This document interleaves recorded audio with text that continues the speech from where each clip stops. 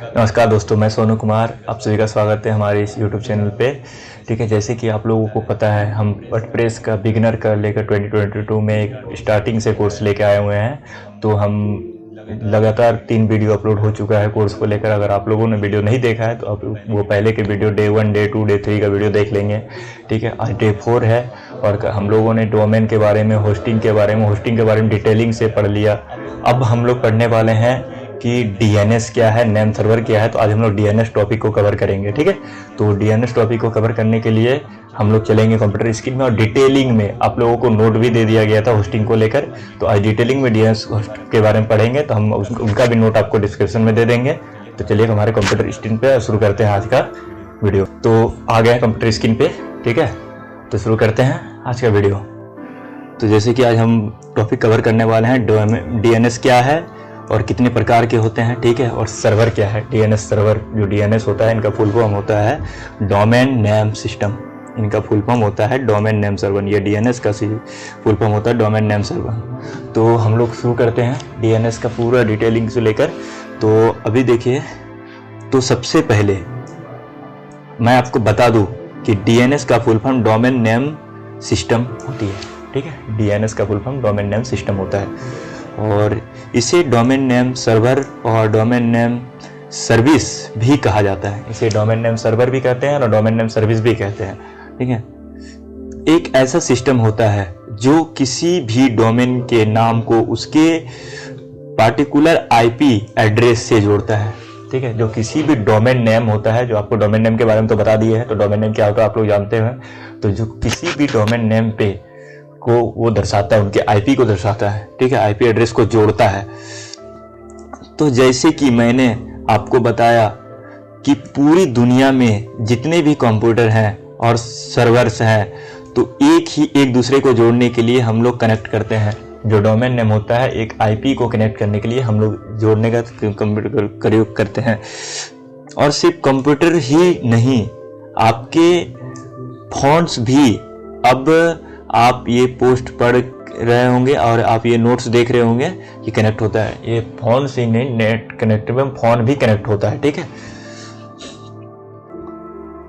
आप इंटरनेट इस्तेमाल तो करते हैं, आपने SIP, ठीक है, कनेक्टेड को आपने SIP दूसरे सर्वर से कनेक्टेड, तो कहने का मतलब है कि चीजें एक दूसरे से कनेक्ट होने के लिए डीएनएस को समझा जाता है। ठीक है, कि एक दूसरे चीज को कनेक्ट करने के लिए हम लोग डीएनएस का प्रयोग करते हैं। जो आईपी और नेम सर्वर को हम लोग कनेक्ट करने के लिए डीएनएस नेम सर्वर का यूज करते हैं। डीएनएस कैसे काम करता है? ठीक है, डीएनएस कैसे काम करता है?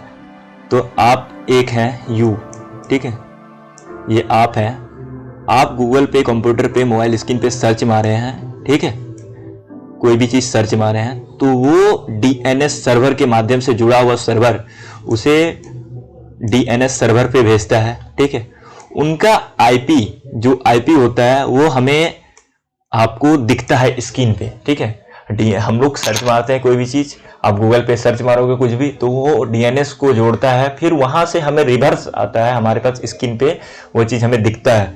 ठीक है, तो जब सारे कंप्यूटर एक दूसरे से कनेक्ट हैं और कंप्यूटर नेटवर्क बनाते हैं, ठीक है, जो सारे कनेक्ट एक दूसरे से कनेक्ट है तो कंप्यूटर नेटवर्क बनाते हैं, तो जो ये सारे कंप्यूटर एक दूसरे कनेक्ट हो पाते हैं वो आईपी एड्रेस की मदद से हो पाते हैं। जो आईपी एड्रेस होता है ये एक दूसरे से कनेक्ट कब हो पाता है? जो आईपी एड्रेस की मदद से होता है। तो आईपी एड्रेस क्या है अभी देख लेंगे। ठीक है, आपको उनका भी ओवरव्यू दे दिया जाएगा।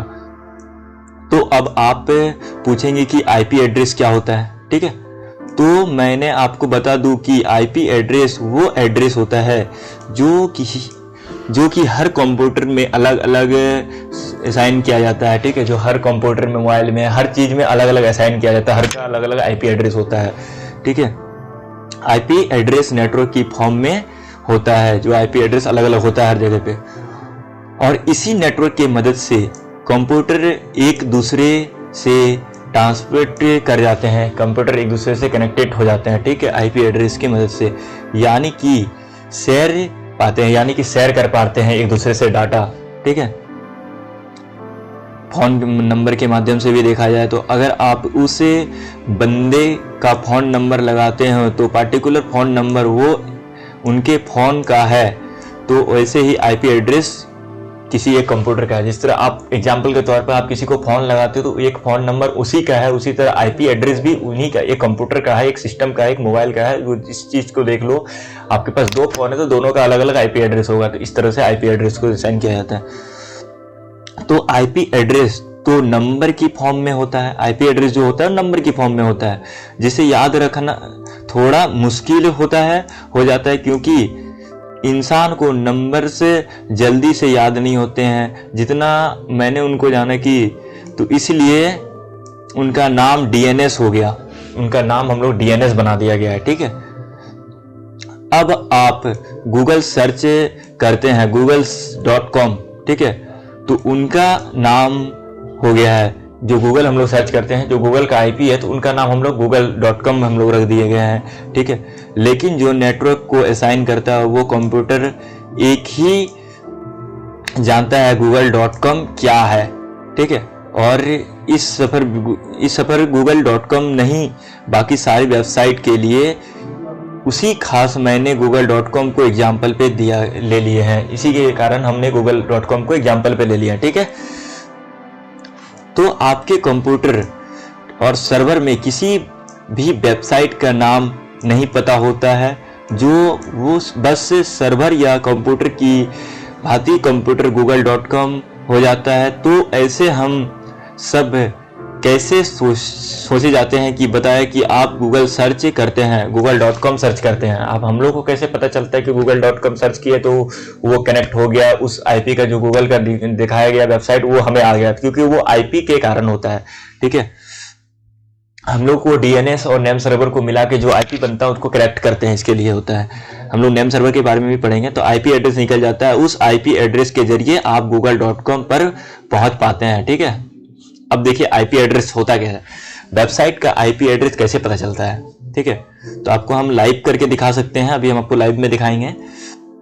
देखिए सबका अलग अलग आईपी होता है, आप देख लो, टैबलेट का, मोबाइल का या किसी का भी देख लो, सबका अलग अलग आईपी होता है जो नेटवर्क लैन केबल से कनेक्ट होता है, ठीक है। ये इनसे कनेक्ट हो गया, इनसे कनेक्ट हो गया, इनसे कनेक्ट हो गया, किसी से भी कनेक्ट हो गया, और ये उनका जो डाटाबेस होता है उन पे स्टोर रहता है। तो कनेक्ट के माध्यम से इनको रिजल्ट भेजता है, फिर उनके रिवर्स आके हमें दिखता है, ठीक है। तो दोस्तों जैसे कि आपको पता चल गया है कि आईपी एड्रेस भी एक किसी वेबसाइट का असली एड्रेस होता है, किसी वेबसाइट का एक असली एड्रेस आईपी एड्रेस होता है, सिर्फ इसलिए रखा जाता है ताकि आसानी से याद रखा जाए। तो डीएनएस हम लोग इसलिए उसका नाम रख लेते हैं क्योंकि वो आसानी से नाम रखा जाए, ठीक है। तो अब मैं आपको बता दूं कि किसी वेबसाइट का सिर्फ आईपी एड्रेस लिख कर भी वेबसाइट पर आप जा सकते हैं। किसी वेबसाइट का आप आईपी एड्रेस लिखेंगे तो आप वेबसाइट पे जा सकते हैं। गूगल पे आप इस तरह की आईपी एड्रेस जो होती है आप अपने मोबाइल का भी चेक कर सकते हैं। आप गूगल में जाके लाइव सर्च करेंगे IP address, my IP address, तो आपको आईपी एड्रेस दिख जाएगा आपका। आप उनको सर्च करेंगे तो आपका फिर से फोन दिखेगा क्योंकि वो आप ही का आईपी एड्रेस है, ठीक है। अगर आपको किसी वेबसाइट में जाना हो तो गूगल का फीचर्स यूज सर्च कर सकते हैं आईपी एड्रेस फाइंडर, ठीक है। आईपी एड्रेस फाइंडर के पास आप किसी का जैसे किसी लोकेशन पे जाना हो, किसी नेटवर्क में जाना हो तो आप गूगल पे यूज कर सकते हैं आईपी एड्रेस फाइंडर। अब वहां पे उनका आईपी डालेंगे तो आप उनका लोकेशन भी देख सकते हैं। वेबसाइट में जाकर उनका सर्च कर सकते हैं, उनके बाद उनका आईपी डालने के बाद वो खुल जाएगी और आईपी एड्रेस से बना दिया जाएगा, ठीक है। अब कुछ कैलकुलेशन होता है कि एक्चुअल में निष्कर्ष क्या है, इसका निष्कर्ष कुछ कैलकुलेशन हम लोग देखेंगे, ठीक है।